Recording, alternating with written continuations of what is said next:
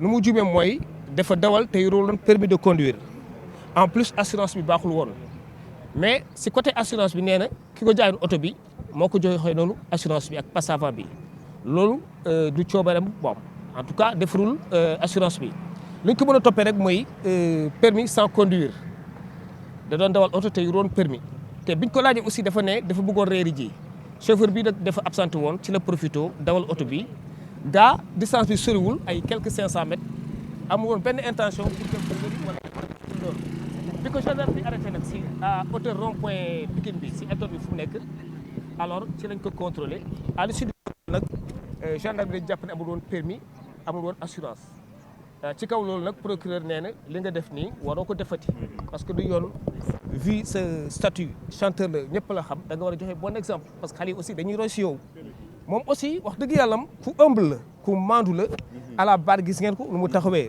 taxawaay bu correct la taxawee ne carrément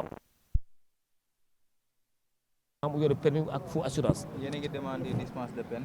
waaw effectivement ci kaw loolu procureur dafa laaj que ne moom dafa sakku yoon appliqué wu yoon def liggéeyam bon ñun nag bi ñuy jëlee parole dañ ne yoon moom dina def liggéeyam te yaakaar nañ ne yoon et en application d'une bonne politique pénale ci yi ni mel dafa war a joxe benn décision bu clémente dans la mesure où Sidi moomu ñuy topp dawal sans permis ak yore faux assurance moom amul woon benn coobare amul woon benn intention dawal oto te assurance yi baaxul permis bi moom reconnaître na ko nekk du amati bu jógee si li incha allah rabi dina ut permis te maa ngi bëggoon préciser si kii bi si assurance bi dañ ne faux la mais waa ji ko jaay oto bi noonu la ko joxee donc xamul woon faux la man sax à la barre laaj naa ko est-ce que Sidi boo xamoon ne faux la di nga ko jël mu ne ma non du ko jël ma ne ko encore est-ce que boo xamoon ne faux la gendarme bi bu la laajee kayit yi est-ce que di ko présenter mu ne ma non mais mieux encore gendarme bi ci boppam nee na Sidi vraiment ku modeste la dafa wàccee boppam parce que contrôle routine bi bu amee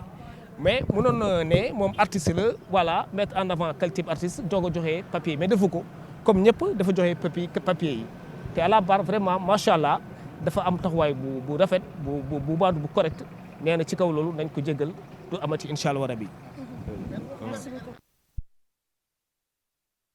waaw permis boobu dañ ko joxoon Gambie lañ ko defaree permis boobu may na ko aussi mu dawal oto fu mu ko neex mais vous savez aussi fii dafa am législation boo xamante ni c'est très particulier dafa am ay conditions yoo xamante ni permis noonu nga ko war a yoree pour mën a dawal ici au Sénégal de toutes les façons soriwuñ si point boobu ce qui est constant c'est que amul woon permis parce que permis Sénégal fii gendarme bi moom lañ ko laajoon mais du moment amu ko dañuy jàpp ne conduite sans permis bi encore que une fois permis bi muy wax nekkul woon ci moom dafa ne permis bi dafa amoon ku ko sàcc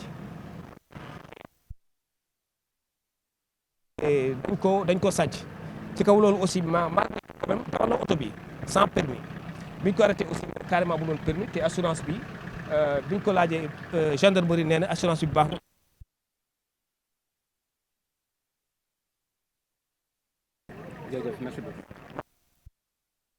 été constitué par le sieur Sidi Diop que j'ai défendu. Alors nous étions 5 avocats à l'avoir défendu aujourd'hui. Nous venons de finir les plaidoiries. Vous étiez dans la salle, en tout cas certains parmi vous étaient dans la salle. Et vous êtes sans savoir que Madame le procureur de la République a pris la parole en demandant à ce que la loi soit appliquée. Eh bien, nous avons pris le ballon au rebond en disant au tribunal que la loi devrait s'appliquer de cette manière. Alors, c'est un dossier dans lequel le sieur Sidi Diop a reconnu les faits d'avoir eu à conduire sans permis. Et vous avez vu qu'à la barre du tribunal, il a présenté ses plates excuses.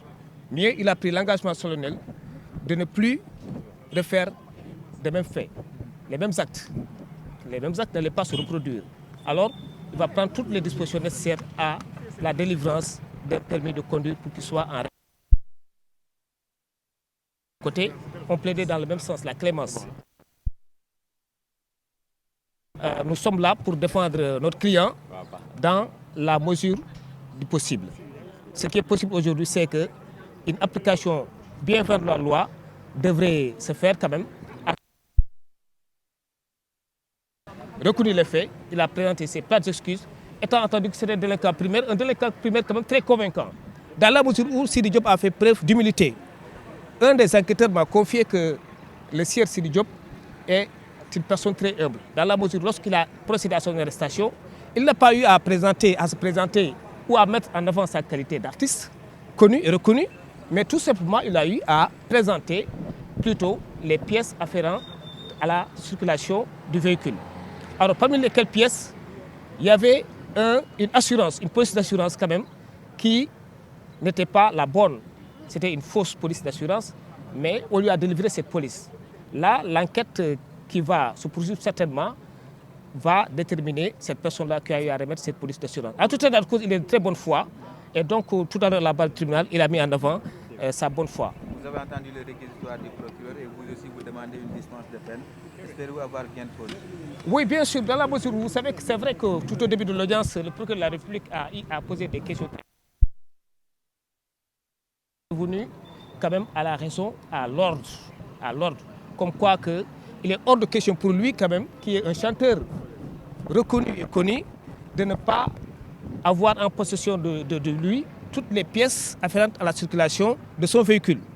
Et c'était important. Mais à la fin, à la longue, lorsqu'elle a pris son réquisitoire, elle a demandé l'application de la loi. Certainement, elle a eu à prendre en compte la bonne foi du sieur Sidi Diop, mais également sa modestie.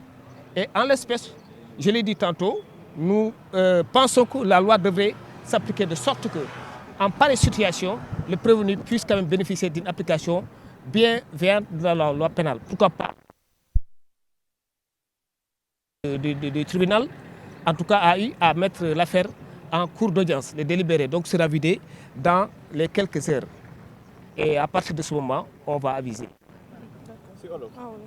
Waa léegi yéen a ngi woon.